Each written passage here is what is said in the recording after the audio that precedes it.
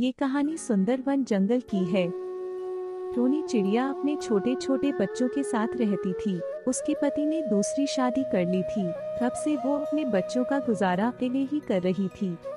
मम्मा, हमारे पापा कहाँ है? सबके पापा है।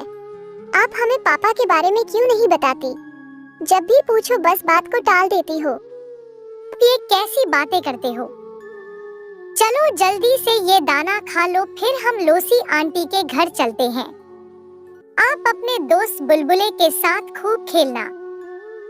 नहीं मम्मा, आज हम आपकी बातों में नहीं आने वाले, हम जानकर ही रहेंगे। हमारे पापा कहाँ हैं? आप बताते क्यों नहीं हो? जाओ, नहीं बताती, जो करना है कर लो, मगर याद रखना तो मैं भी छोड़ के चली जाऊंगी। अपनी मम्मा की ये बात सुनकर दोनों बच्चे डर जाते हैं। वो रोते हुए बोलते हैं, मम्मा, आज के बाद हम कभी भी तुम्हें परेशान नहीं करेंगे। प्लीज हमें माफ कर दो और हमें छोड़कर कभी ना जाना। नहीं मेरे बच्चों, में आपको छोड़कर कहीं नहीं जाऊंगी, चुप हो जाओ। अब मैं दाना लेने जाती हूँ, आप घर पर ही रहना। ऐसे टोनी चिड़िया घर से निकल जाती है। वो बहुत दुखी थी। अब मैं अपने बच्चों को कैसे बताऊं? उनके पापा ने उन्हें छोड़कर दूसरा ब्याह कर लिया और पड़ोस के जंगल में ही रहते हैं। चिड़िया ऐसे अकेले अकेले बड़बड़ा रही थी। कैसी हो टोनी? सब बढ़िया। अकेले अकेले क्या बड़बड़ा रही हो? सब ठीक ठाक तो है? गोरी, दोनों बच्चे अपने पापा के बारे में पूछते हैं। अब आप ही बताइए, मैं कैसे बताऊं? अगर टुन्नू जी कहीं दूर रहते तो मैं बता देती, मगर वो तो पड़ोस के ही जंगल में रहते हैं। क्या कहा? अभी तक बच्चों को मालूम नहीं। उनका पिता टुन्नू है। वो तो कई बार आमने सामने भी आ चुके हैं। इसीलिए तो नहीं बताती, कहीं मेरे बच्चे मुझे छोड़कर टुन्नू के पास ना चली जाए। टोनी, अगर बच्चे अपने पिता के पास चले भी गए तो क्या टुन्नू उन्हें अपने साथ रखेगा? गोरी, वो मुझे ना पसंद करते थे बच्चों से, तो उन्हें बहुत प्यार था। शायद इसीलिए पास ही रहते हैं, मगर मैं अपने बच्चों के बिना कभी नहीं रह सकती, चाहे कुछ भी हो जाए।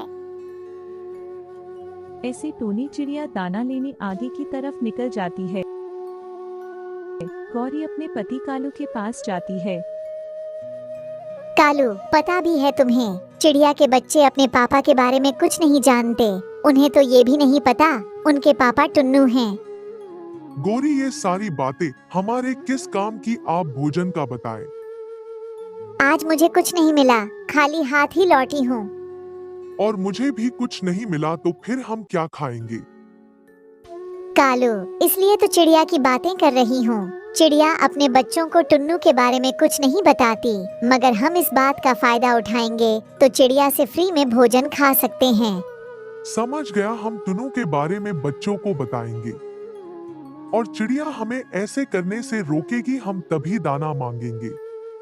ऐसे वो दोनों पति पत्नी बहुत खुश होते हैं और चिड़िया के बच्चों से बात करते हैं। बच्चों, क्या तुम्हें पता है आपके पापा कौन हैं? नहीं कालू अंकल, हमें कुछ नहीं पता। आप क्या हमें बताएंगे?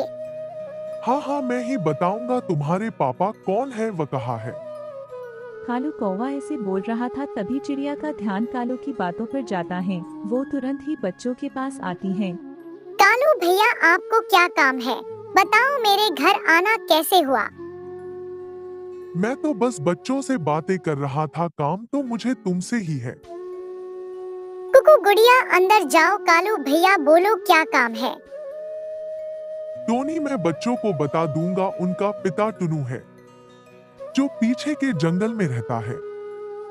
कालू भैया, आप ऐसा क्यों कर रहे हो? मैं हमेशा बच्चों से छुपाती आई हूँ। मुझे डर है कहीं वो अपने पिता के पास ना चले जाए।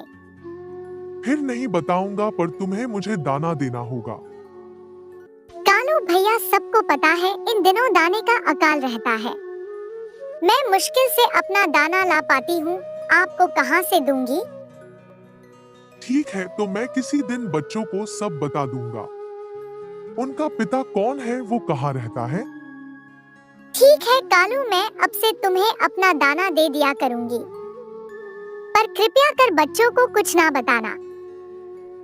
ऐसे टोनी चिड़िया अपना दाना कालू कौवे को दे देती है। दाना लेकर खुशी खुशी कालू अपने घर आता है। अब से टोनी चिड़िया हर रोज कौवा के लिए दाना लाती। चाहे कुछ भी हो जाए मैं अपने बच्चों को कहीं नहीं जाने दूंगी। मगर दो परिवारों का दाना खोजना कितना मुश्किल है। ऐसे मम्मा चिड़िया बहुत मेहनत करती है। वो जी जान लगाकर दाना खोजती और आधा दाना कौवा को दे देती। मगर कुछ दिनों से उसे दाना थोड़ा ही मिल रहा था। वो गोरी कवि से मिन्नतें करती है। गोरी रहम करे, दाना बहुत थोड़ा मिला है। अगर तुम्हें दे दिया तो मेरे बच्चे क्या खाएंगे? चिड़िया, हमें तो अपने हिस्से का दाना चाहिए, वरना बच्चों को कहने में देर नहीं लगेगी कि उनका पिता पीछे के जंगल में रहने वाला टुन्नू ही है। गोरी, ऐसा अत्याचार मत करो, क्योंकि मुझे पता है बच्चे अपने पापा के बारे में सुनते ही उनके पास चले जाएंगे और मैं अकेली रह जाऊंगी। मैं जी नहीं पाऊंगी। बच्चे ही तो मेरा सहारा है। मम्मा चिड़िया ऐसे कहते कहते रो रही थी। दोनों बच्चे पेड़ के पीछे छुपे सारी बातें सुन रहे थे। मम्मा, अब रोई ना, हमने सब सुन लिया। हम आपको छोड़कर कहीं नहीं जाएंगे। हाँ मम्मा, और अब मेहनत से लाया हुआ दाना गौरी आंटी को देने की कोई जरूरत नहीं। अब हम सब जान गए। हाँ कुकू भैया, मम्मा हमसे कितना प्यार करती हैं। हमें खोने के डर से इन बुरे कौवों को दाना खिलाती रही और पापा हमें छोड़कर दूसरी जगह रहते हैं। शायद वो ही हमसे प्यार नहीं करते होंगे। चिड़िया अपने दोनों बच्चों को गले से लगा लेती है। गोरी आंटी, अब आप जाइए यहाँ से। अब आपको फ्री में कभी भी दाना नहीं मिलेगा, क्योंकि अब हम जान गए हैं हमारी मम्मा हमसे बहुत प्यार करती हैं और आप इस बात का गलत फायदा उठाती रहीं। फिर गौरी कवि वहाँ से चली जाती है। हाँ, मेरे बच्चों में आपसे बहुत प्यार करती हूँ। जब तुम्हारे पापा ने दूसरी शादी की थी तब आप बहुत छोटे थे।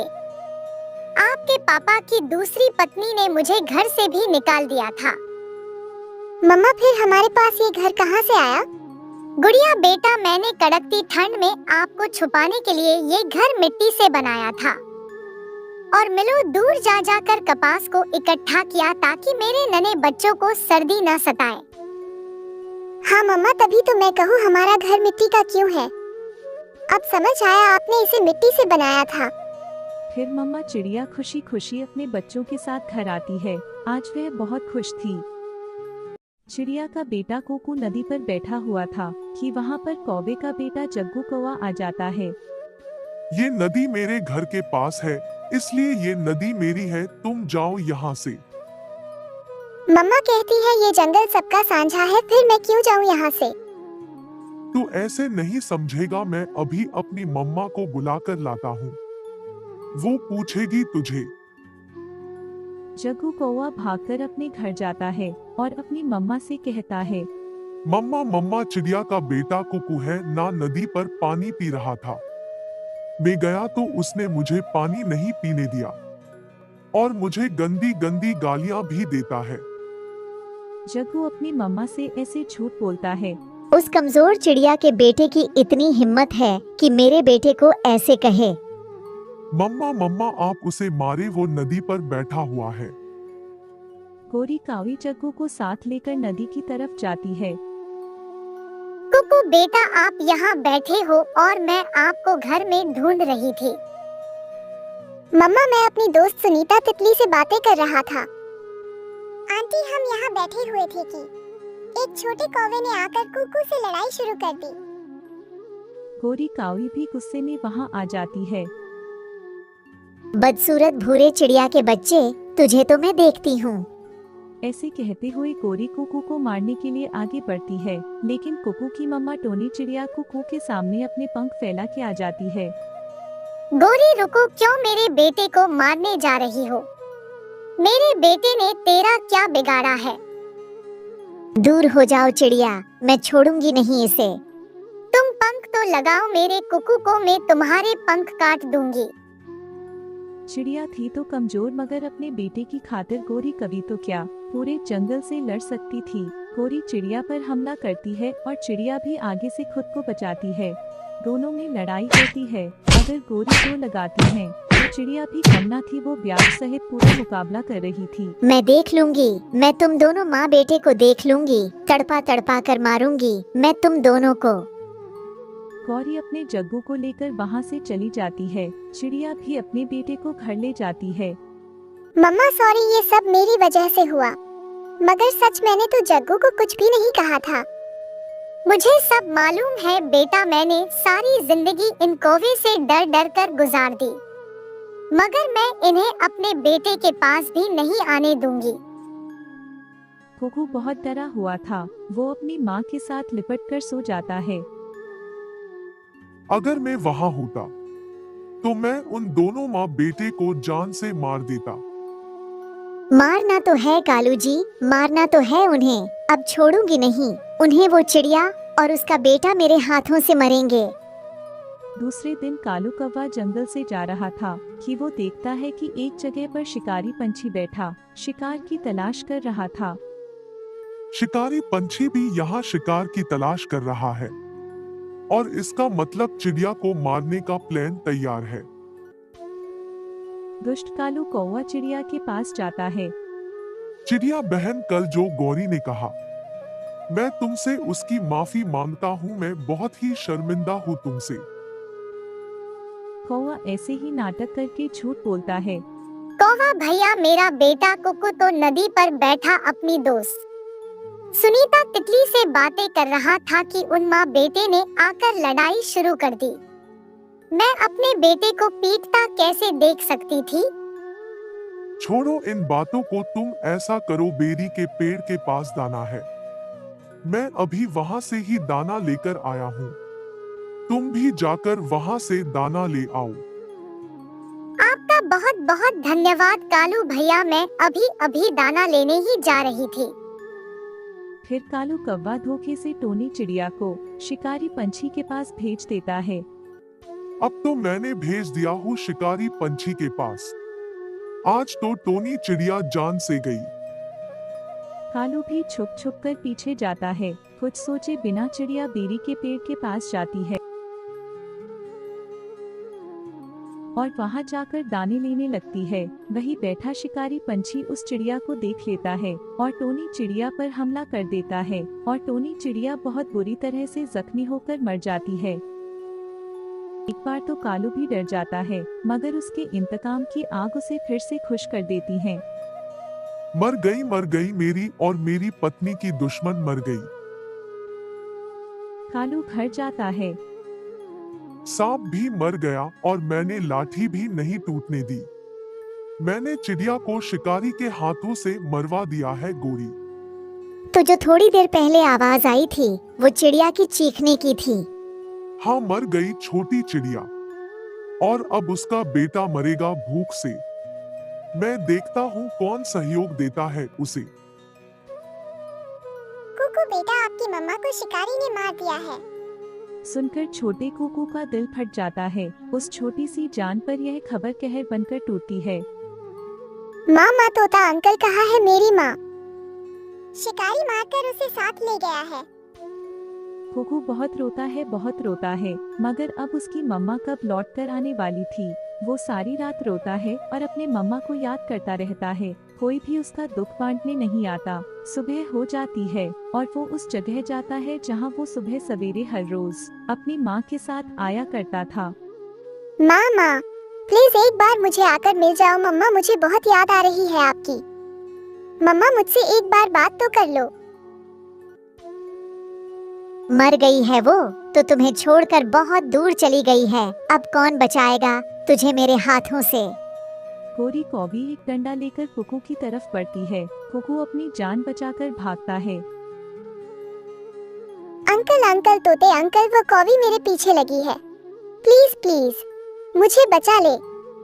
मैं उस जालिम कौवी से लड़ाई नहीं कर सकता। वो बहुत ताकतवर कौवी है, वो मुझे नहीं छोड़ेंगे। कहाँ गया वो, कहाँ गया है? उधर तोते के घर की तरफ गया है। कालू भी आ जाता है और वो दोनों पति पत्नी इंतकाम की आग में जलते हुए छोटे कुकू के पीछे जाते हैं। अंकल कबूतर, प्लीज दरवाजा खोलो। कौवा और कौवी मेरी जान के दुश्मन बने हुए हैं। मगर कबूतर भी दरवाजा नहीं खोलता। कौवा और कौवी को अपनी तरफ आते हुए देखकर कुकू फिर से भागता है। वो पहाड़ों की तरफ चला जाता है। चिल मौसी जी, मुझे बचा ले, मेरी माँ नहीं है, वो कौवे मुझे मार देंगे।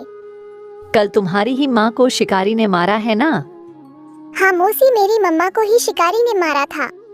चील तो खुद बहुत जालिम थी, मगर उस छोटे मासूम बच्चे पर चील को दया आ जाती है। मैं तो समझती थी कि मैं ही जालिम हूँ, मगर मुझसे बढ़कर भी जालिम है। मेरे पीछे छुप जाओ बेटा, मुझे अपनी माँ ही समझो। कौवा और कौवी भी पहुँच आते हैं। चिल जी, इसे खुद खा लो या फिर इस चिड़िया के बच्चे को हमारे हवाले कर दो। इसकी माँ नहीं है, ना इसका पिता नहीं है, इसलिए तुम इस पर जुर्म कर रहे हो, मगर मैं तुम्हें ऐसा नहीं करने दूंगी। इसे तो हम मार के ही दम लेंगे। तो फिर मुकाबला करो। चिल आगे बढ़ती है और एक ही बार में गोरी कौवे को चीर देती है और फिर कालू कौवे को अपने पंजों से उठाकर नीचे पटक देती है। वो दोनों कौवे मर जाते हैं। बेटा, मैं आपको माँ का प्यार तो नहीं दे सकती, मगर शायद तुम्हें बचा लेने से मेरे पाप थोड़े कम हो जाए। आज से तुम मेरे पास ही रहोगे। मैं माँ हूँ तुम्हारी और मैं रक्षा करूँगी आपकी। फिर कुकू चील मम्मा के गले लग जाता है। कौवे अपने इंतकाम की आग में जलकर खुद ही मर जाते हैं।